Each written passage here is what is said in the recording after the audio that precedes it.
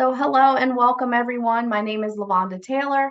I'm an employer outreach specialist here in Career Services at UAGC, and I will be hosting today's session, Our Powers Combined, Intentional Media, Active Learning, and Access. So by joining us today, you acknowledge that this session is being recorded and will be shared with TLC-related materials. Microphones will be muted for the presentation, but we do encourage you to post questions and comments in the chat. Also, we have enabled the live transcription. If you would like to use it, please just click the transcription button at the bottom of the Zoom window. Okay, let's get started. I'm pleased to introduce to you Dr. Freese, Dr. Rich Freese. Rich is an experienced educator since 2004, and he's dedicated to providing accessible learning opportunities. He balances core content with personal interests and values low-stakes assessments to encourage exploration. Rich is also actively involved in the Association for Distance Education and Independent Learning and works as an instructional designer at the University of Wisconsin-Madison. Beyond education, he's passionate about music, digital media, art, reading, and spending time with his family. Dr. Freese, we are excited to have you here today, and I'll go ahead and turn it over to you. Thank you so much, LaVonda, for that warm welcome. I just kind of want to open with just a little bit of a story on our side. So for better or worse, my lunch breaks over the past 10 years, I've spent them on YouTube. So it's that time I need like a mental break. I grab my food, like, well, let's go find some videos to watch. And again, it's kind of meant as a brain break. But what I found was I started learning a lot. So my academic training is in music, and just to be a little pretentious, there'd be times where I'd be watching videos on music, and I kind of came in with the attitude of like, well, I'm a graduate student. What am I going to learn from this YouTube video? And I learned a lot. And not just about like how to present content, but even like the content, like I've never thought about it that way before. Like that's amazing. Right now, one of my favorite YouTubers is the name is J Rose 11. He plays old Pokemon games and talks through playing these old Pokemon games and all the details about all these little different things that can happen. And I'm learning a lot. So again, it's just after a decade or so of lunch breaks on YouTube, I'm discovering that I just keep on learning. It's random, but I keep finding these random things to learn about.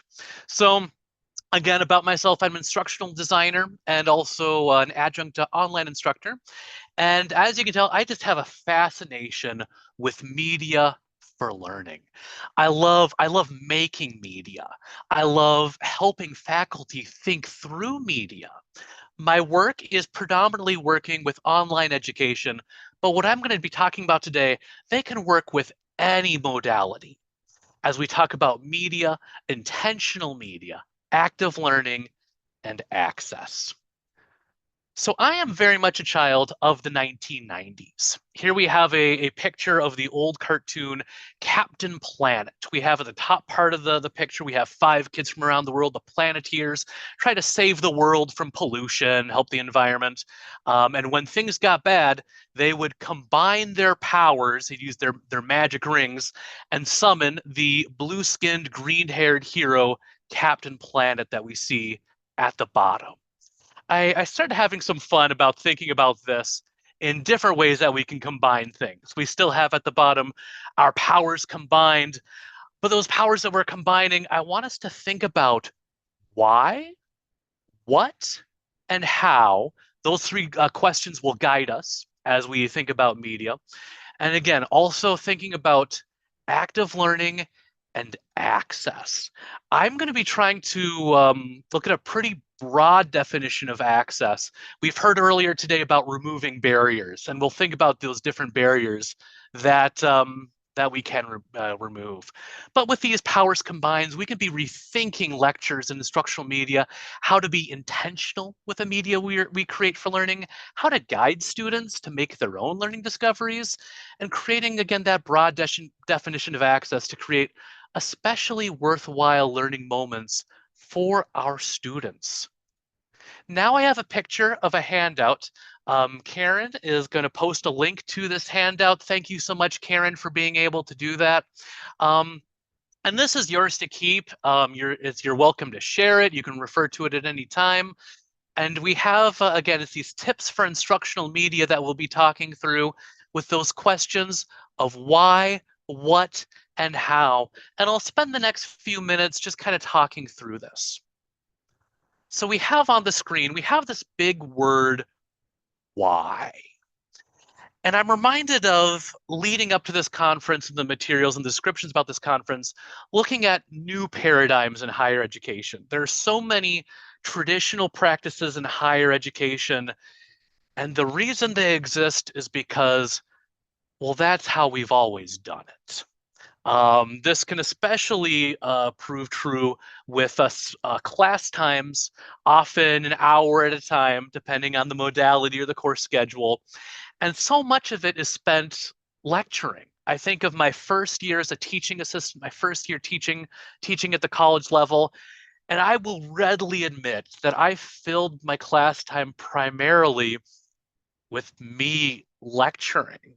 And a lot of my lectures, pardon to my first year students, was a lot of was paraphrasing the textbook, trying to go into greater detail of what was in the textbook.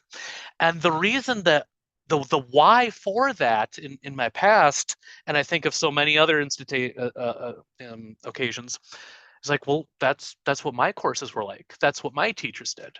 If my teachers did that, well, surely I should do that too. And this applies to anything in your courses, but especially with lectures, especially with instructional media, I want you to just sort of think a really big why.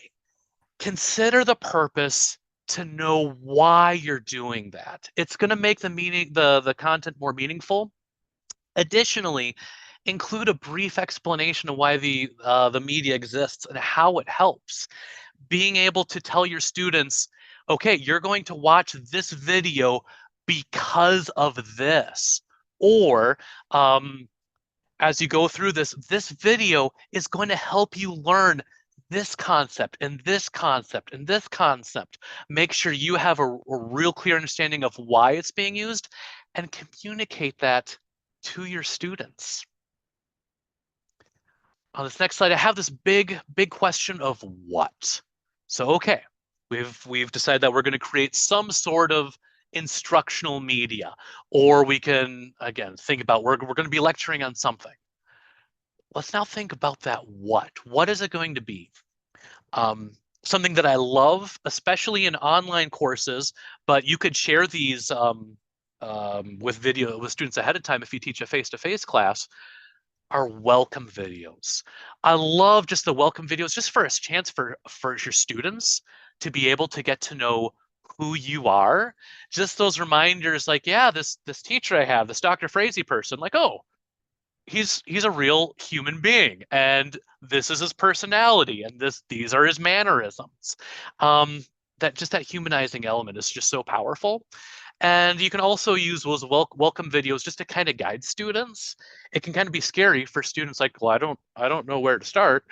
And so you just let your students know, like, yeah, here's the welcome video. Here's where to start. Start with this. We're going to do this thing in the online space. When we meet in class on Tuesday, this is what to expect.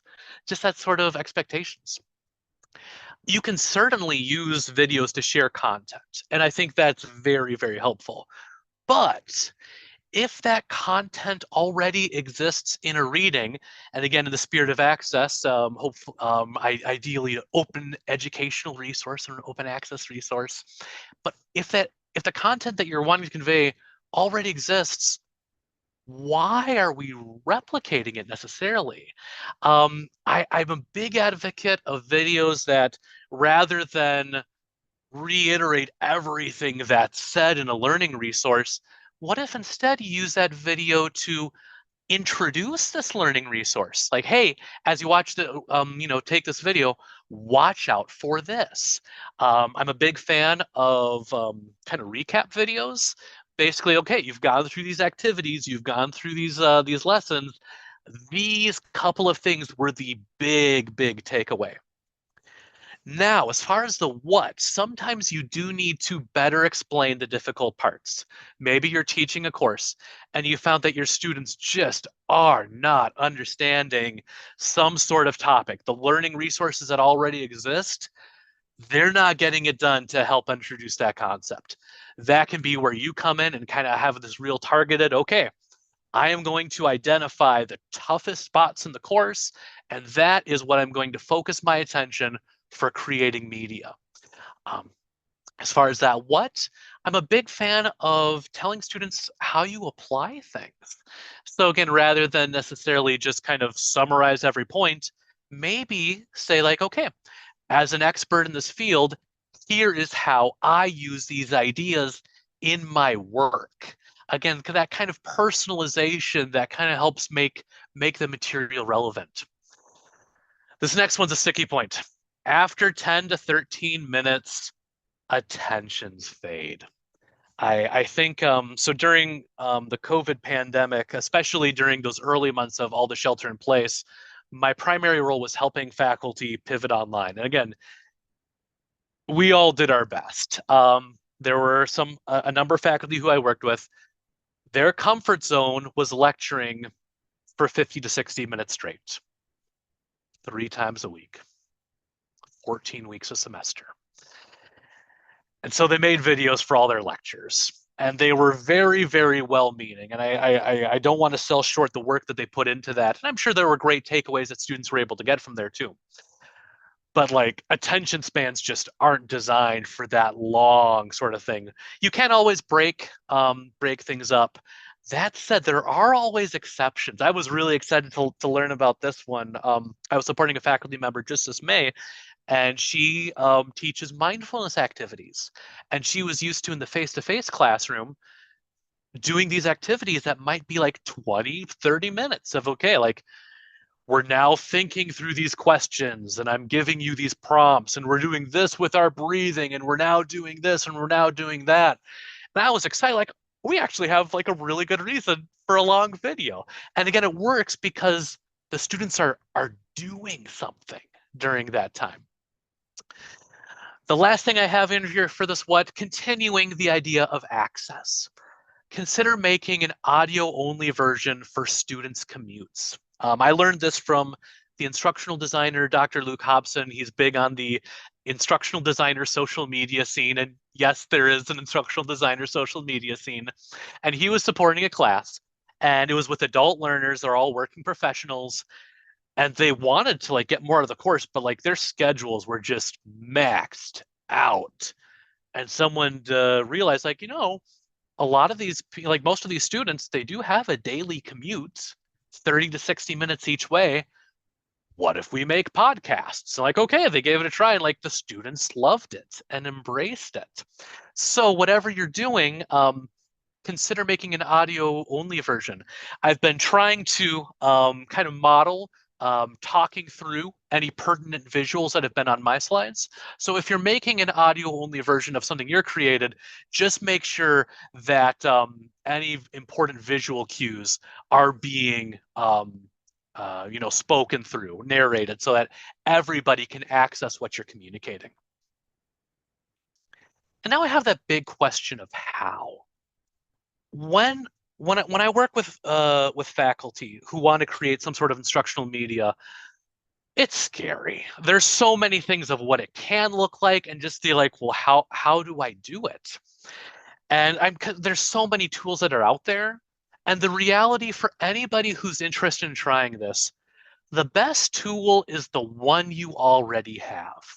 I advocate for recording lectures in Zoom.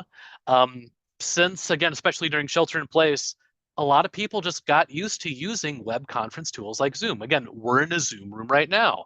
You can just have a solo session, just hit that record button. You can share your screen for slides, and there you have a really simple duct tape and shoestring approach about how you can make a video. How to do this again. Now, everyone's different, but I advocate consider writing a script. There's a lot of benefits. One, everything that you present in your instructional media is going to be very focused because you took the time to write it out. You can rearrange the windows on your computer so that you can just have your script right in front of you. It's almost like you have a built-in teleprompter. And again, thinking about access. That script that you've created, you can share that with your students. Again, one of the things that I love about scripts or transcripts of videos is students can look in through there. The power of Control F. They can use that Control F to find any sort of keyword like, oh, where was that in that reading? The instructor talked about this concept. Control F, and they're able to easily search and find those keywords. Again, how to do this. Don't worry if you make the occasional speaking mistake. That's just part of being human. And I think the one of the greatest values of instructional media is that students get to see you as humans sharing information. Um, what I tell faculty members, because I get it. You're recording, you trip over a word, you get lost, you just want to hit that pause button or that stop button and try again. Limit yourself to 3 takes maximum when you're starting. And after you've gotten good practice, limit yourself to 2 takes. Now, again, there are always those situations that you're looking for a more polished product. But as we're learning how to do this, you get better by doing, and let yourself be a human. And again, as you keep improving, you can always learn new skills and learn new tools and little things along the way. +1 thinking. Start with somewhere basic, and you can gradually improve. Now, I have a number of people who I work with who are there, again, they're used to lecturing for a long, long time. It's like, well, shoot, like if I'm not lecturing for a long time, how are the students going to learn? What are they going to do in my course?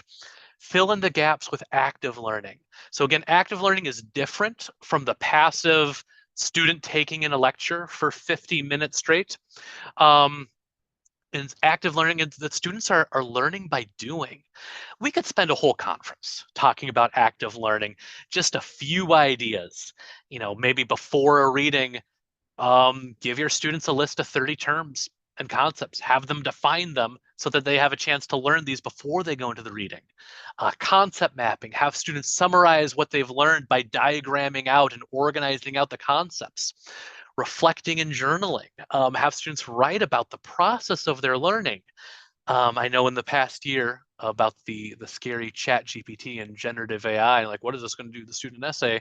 Have students document their process, see that reflection. It's regardless of AI, it's just a great thing to do. You can ask students the muddiest points. What are you having difficulty with? And again, as the instructor, that helps you target like, oh boy, students are stuck on this topic. Let's isolate that. Peer teaching, have students learn by learning enough so that they can explain a concept to each other. Have students do debates and role playing.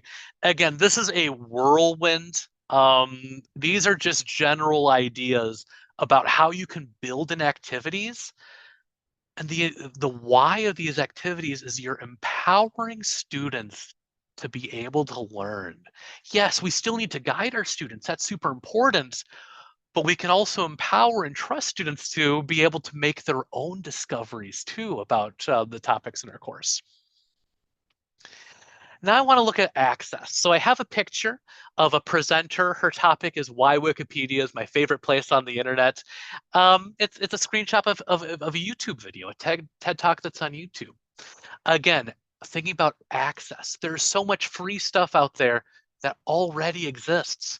Maybe instead of creating a long lecture or even creating a short lecture, maybe there's that free thing that already exists that you can share with your students. But again, going back to why, make sure the video isn't, well, here's a cool vid, like this is cool or this is funny. Make sure you're being intentional with it. Again, it's going to make it for a better course, going to make for better student learning. And again, let the students know this video will help you with this or that. Again, being more broad with our concept of access. Access to time, access to community. Here we have a picture of four individuals. They're gathered outside. They're on some kind of city street or pathway. Rather than have the bulk of the course being students watching lectures, free up all that time and give them something to do.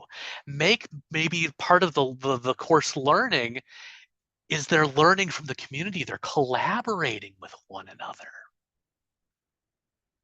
And then access to insights. Here we have a picture of an artist who is at a pottery wheel.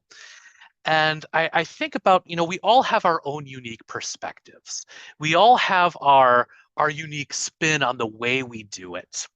And again, just to reiterate, and I've been guilty of this too. So many lectures are just paraphrasing this resource that already exists. It's a practice that's innate to higher education.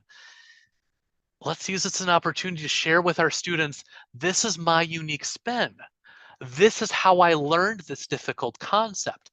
This is how I apply these concepts in my day-to-day life. This is my unique thing that I don't really see other people doing with it that I've had success with. So here we have back to our friend Captain Planet. It says the power is yours. As every episode ended, the reality of the show ended like, here's what we learned. The power is yours. You can do this too. I just kind of want to close on that. These are all ideas that you can use in your own courses, or however you support student learning or learning of any kind. Just kind of wrapping up. I always view these things as a start, not the end of a conversation. Please feel free to find me on social media. I'm also a proud member of the Association for Distance Education and Independent Learning. I work with our LinkedIn group and our YouTube channel. Please feel free to find us there. And with that, I'll stop sharing my screen, and I want to allow time for questions you might have, ideas that emerge, anything along those lines.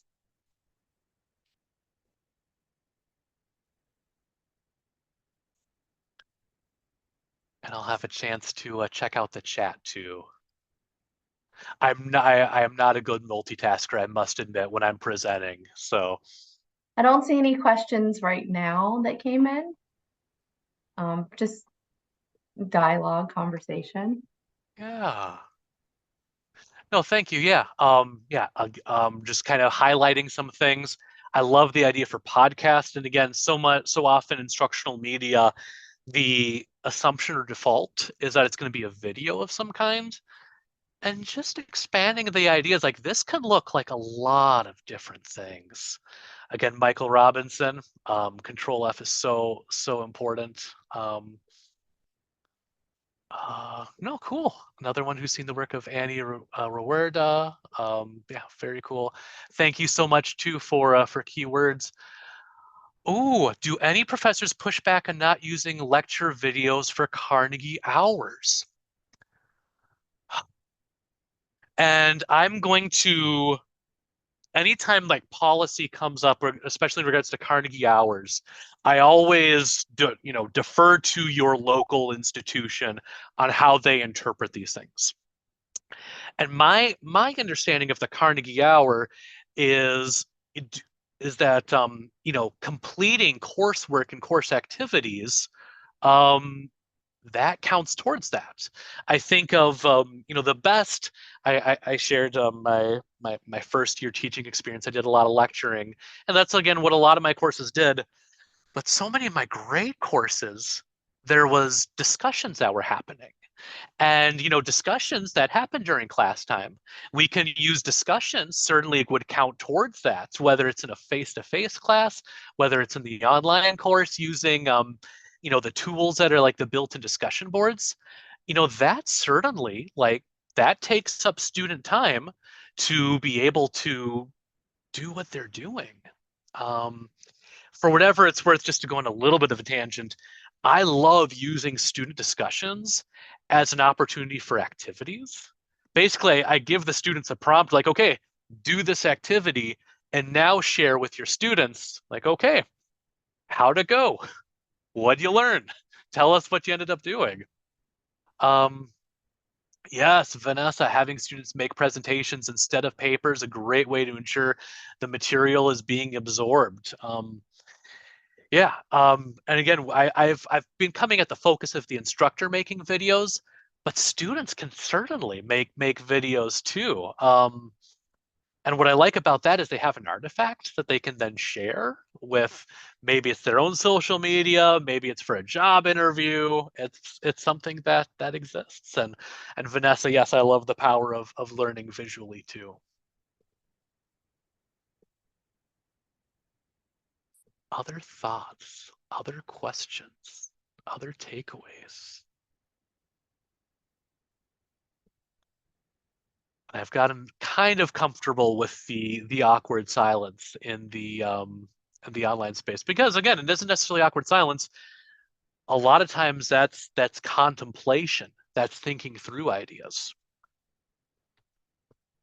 I'm also very open if anyone just wants to share about exemplar instructional media or lecturing examples that they've seen in courses.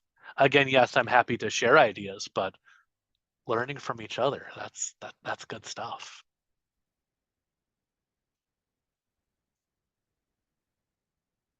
I also recognize it's the end of I think I'm the last session, so I appreciate people have attended the sessions, but I still want to make space.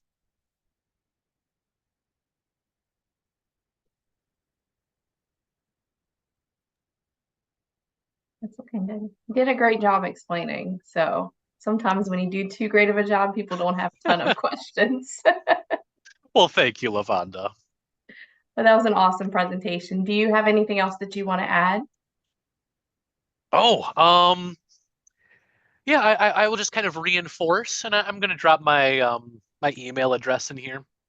I know a lot of times with conferences, it's okay, like the presentation finished, or there was some sort of Q&A, and the Q&A finished, and like, oh, and that's just the end of that forever, and we all just move on our life with our lives. But one of the benefits of social media, the interconnectivity of the world, is that we can. This doesn't have to be the end of the conversation; it can be just the start. And Stuart, thank you so much for the encouraging words. I appreciate it. And I would encourage everyone to add Dr. Frazee on LinkedIn. I noticed that he does have a presence on LinkedIn, so I'm sure you'll be sharing more content on there. So I Absolutely. just want to thank you for today and thank our audience for participating in today's session.